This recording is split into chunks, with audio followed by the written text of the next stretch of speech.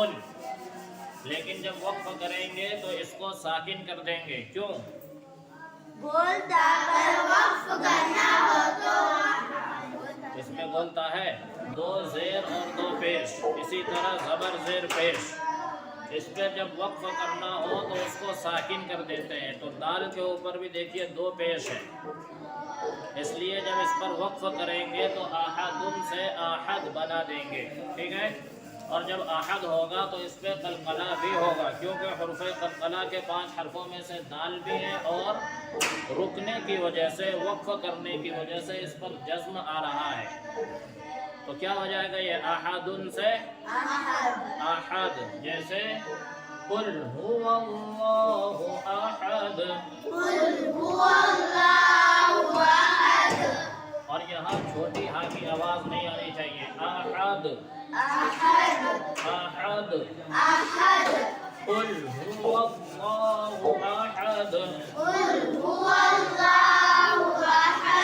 अहद, जोर से कुल हुवल्लाहु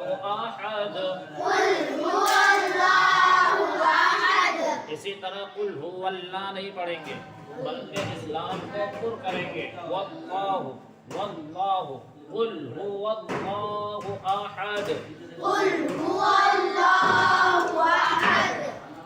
अल्लाहु समद। देखो ये अल्लाह का नाम भी पुर होगा। क्यों मालूम है? लफ्ज़ अल्लाह के नाम से पहले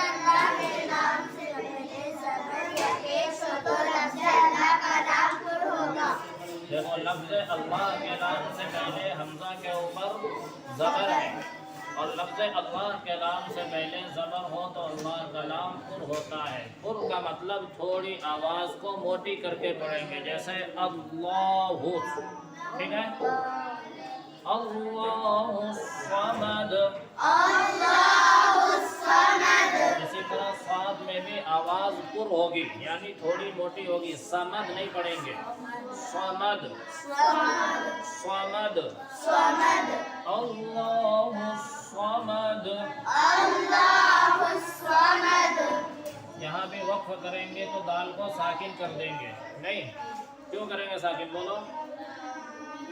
क्योंकि पेश वाले हर्फ पर वक्फ करना हो तो उसको साकिन कर देते हैं। देखिए अल्लाहु समद लम यलिद वलम यूलद। वलम यूलद में या वाव पेश यू को एक अलिफ के बराबर खींचेंगे। कितना खींचेंगे? एक अलिफ के बराबर। क्यों खींचेंगे? क्योंकि वावे मद्दा होगा। वलम यूलद नहीं पढ़ेंगे, बल्कि वलम यूलद। हाँ, हमेशा एक अलिफ के बराबर इसको खींच कर पढ़ेंगे। इसी तरह जहाँ भी वाव मद्दा हो जाए उसको एक अलिफ के बराबर खींच कर ही पढ़ना है। वलम यूलद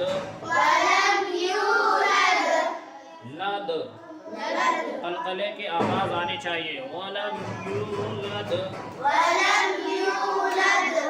वलम यकुन लहू कुफुवन अहद।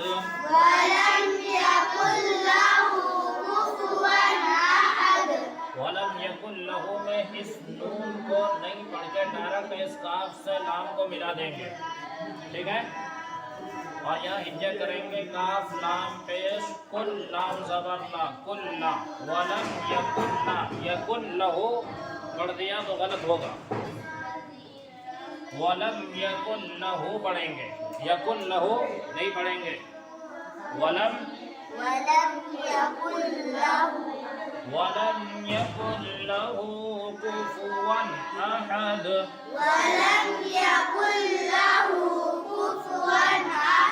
कुफुवन अहद। इसी तरह हमने बताया था कि जब पेश को अदा करते हैं तो उसमें होठ गोल हो जाते हैं, जैसे कुफू कुफू।